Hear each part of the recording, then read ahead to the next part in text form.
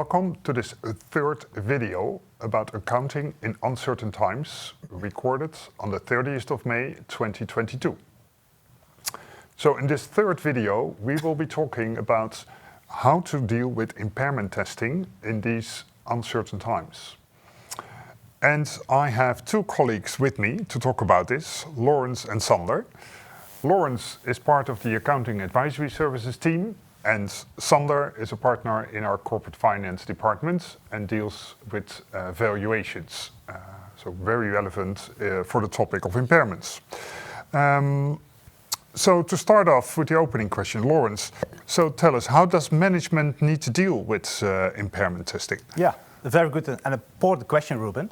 Well, besides the annual impairment test for goodwill and intangible assets not available yet for use, and with indefinite lifetime, that's a mandatory test which management has to do either way. There are also a lot of indicators which management should assess whether there is a need for an impairment test. That indicators can be internal or external sources. So the likelihood of the triggering event, based on those indicators, determines whether you have to do an impairment test.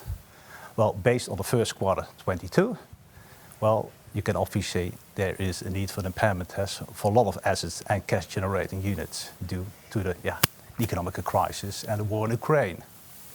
So management, they have to start with those tests. So the indicators which are there are, the inflation rate is quite high, commodity prices increases, so the supply chain also disturbances. So there are a lot of indicators which management has to consider for performing those tests. So that will be the first task, right? To determine if there is a trigger for impairments before we move on to the next thing. Okay, so considering there is an impairment triggering event, such as the decline of the business, the supply chain, all the things you just mentioned, Lawrence, the next step then would be to assess what the impairment will be. And in order to do so, as our viewers will know, you have to determine the highest of the value in use and the fair value less cost to sell. Sander, what can you say about how to deal with this value in use assessments in these uncertain times? Well, there's an important role for management who needs to come up with their best estimate of the outlook of the company, taking into account reasonable and supportable assumptions for the remaining useful life of the asset or cash generating unit, whatever they're testing. However, due to the uncertain times, there's a couple of points to take into account. First of all, how long will it take for the business to return back to normal? Are there any knock-on effects regarding, for instance, supply chain or customers? Then the second point would be, okay, what is the trajectory of the recovery? And will there be a recession, maybe?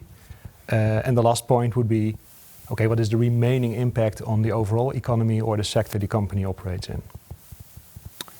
So Sander, these sound very familiar. I think during the COVID period, we had a similar approach and view on these impairment testing. That is correct, and thank you for asking. Basically, the approach is the same. Also, COVID-19 posed an uncertain situation. Right. And then also, of course, we were looking at how long would it take, what would be the trajectory to recovery, and also would it be a long lasting impact on the economy. Yeah, it may be good to add on that, Ruben. It's good to emphasize for the interim financial statement. Well, let's say that the reporting date is 30 of June. You have to take into account for the testing 30 of June. Yeah. Because the guidelines, the standards is quite strict on when to measure any impairments. And to assess whether an event is a subsequent event and then adjusting or non-adjusting. So that's maybe good to add. Thank you. Right. Yes, okay, so in terms of the approaches to still say something about the value in use, Sander, what can you say to help our audience today about this? Well, similar to, the situation 2 years ago when we were looking at COVID-19, there's basically two approaches. There's the traditional approach where you take one single estimate of the forecast versus the expected cash flow approach where you develop multiple scenarios and you attach probabilities to these scenarios. And using these scenarios will make it possible to have an explicit discussion about the potential scenarios that you see, and also provides more insight as opposed to the traditional approach. For instance, you could model what would be the impact of the discontinuation of your operations in Russia, for instance, as a result of assets being seized.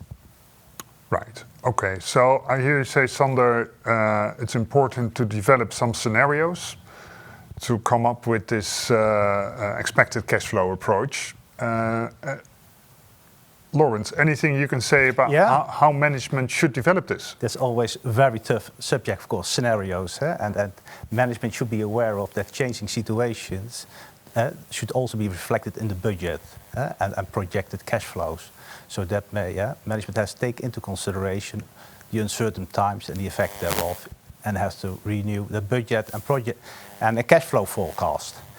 So, but besides sort of a base case scenario, it's very important that management also make a worst case scenario, or even a worst case scenario. But on the other side, a better case scenario is also to have a more overall insights in the difficulties, but also the uncertainties.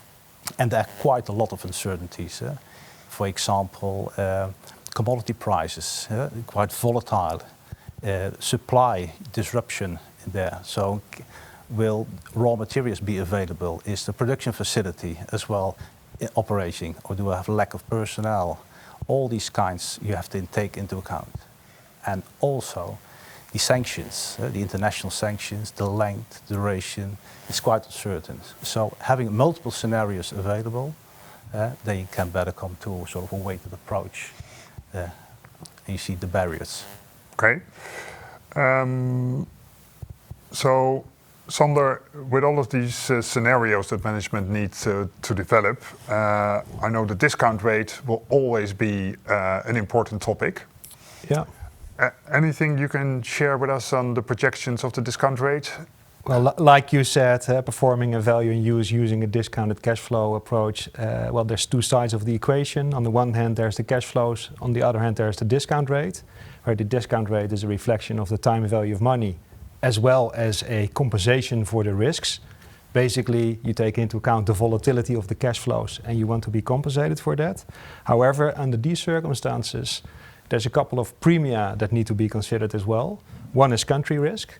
So a premia for doing business in countries that are vulnerable for, well, situations we currently see in Russia and Ukraine. Forecasting risk. So there's more volatility regarding these cash flow forecasts. And lastly, illiquidity risk.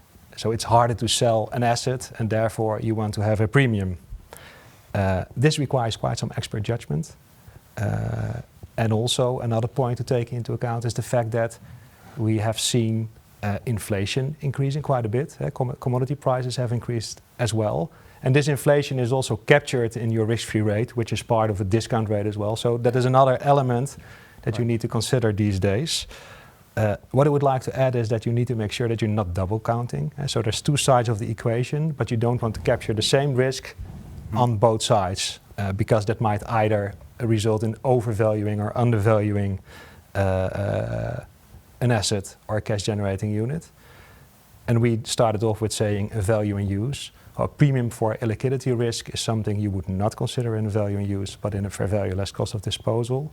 And also forecasting risk is something you would not take into account when you do this expected cash flow approach, because you are already making explicit these various scenarios and the probabilities attached to those. So then to conclude, the WACC or the discount rate, WACC being weighted average cost of capital, should be based on market-based parameters. And when you come up with an outcome, please do a sanity check on the outcome by comparing the implied multiple to the multiples you see in the market for comparable listed companies or assets. Right. Thank you for this very clear example that you gave. So I would urge everyone, if they haven't done so already, to start preparing for this, because as Sander explained, it could take quite a bit of extra time to prepare all these calculations and make sure that you have the risks on the right side. Otherwise, it's not a good story, if I understand from Sander. So thank you, Sander. Thank you, Laurens. Very good.